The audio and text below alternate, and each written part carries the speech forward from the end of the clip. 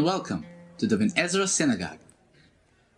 With its classical basilica shape, it is recognized as one of the most ancient synagogues in the world.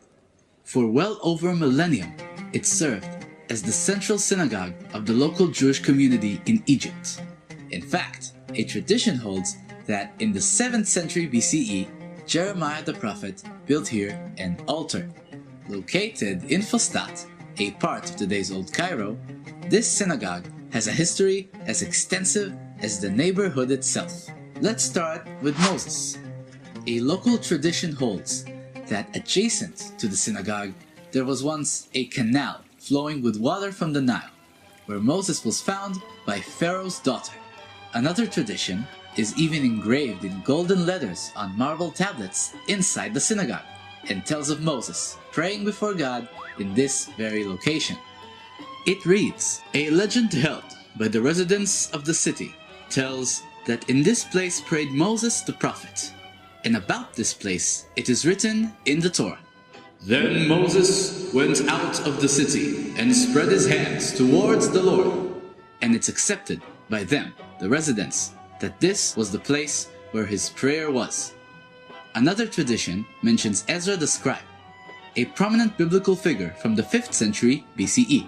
He wrote a Torah manuscript that he gave to the local Jewish Egyptian community, which was kept in a very special cupboard beside the Ark of the Ben Ezra Synagogue.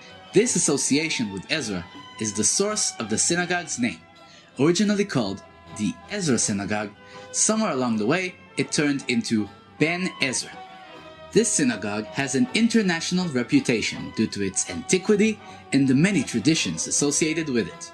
Since ancient times, as long as there was a vibrant Jewish community in Cairo, the Ben Ezra Synagogue was a holy pilgrimage site. So let's have a glimpse at the impressive pilgrimage space.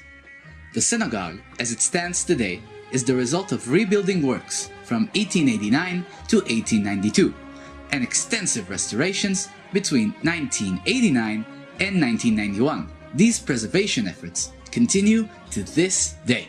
But why all the changes? Well, human intervention and natural causes are taking their toll on the physical space.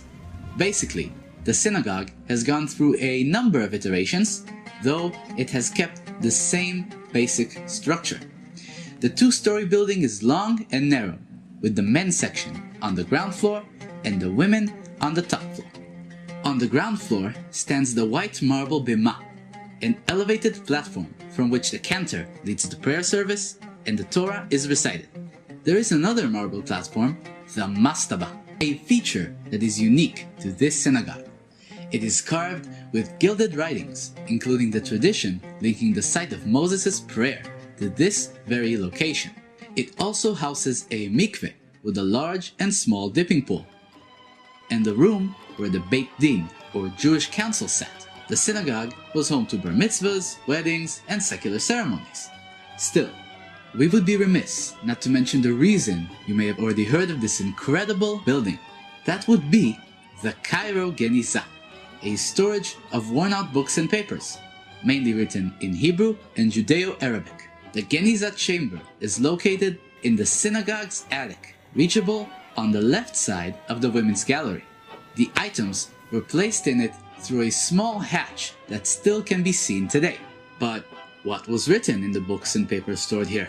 There were canonical texts written by Maimonides and Saadia Gaon, liturgical poetry, and fragments of Torah scrolls, alongside secular legal documents, personal correspondence, and even some shopping lists. In fact, this Genizah housed the largest collection of medieval manuscripts spanning 1,000 years of documentation. The Genizah's treasure of documents provides us with insights into not just the community's religious happenings, but also their day-to-day lives. While these fascinating, story-revealing documents are dispersed throughout many universities worldwide for research and maintenance, the synagogue stands tall and in place. Its antiquity is further reflected in its multiplicity of names, known as the Genizah Synagogue, the Eliyahu Synagogue, or the Shamiyin Synagogue, where Maimonides used to pray. Through its communal and global importance, and through distinct design, the Ben Ezra Synagogue continues to reflect traditions and stories from its millennia-old history.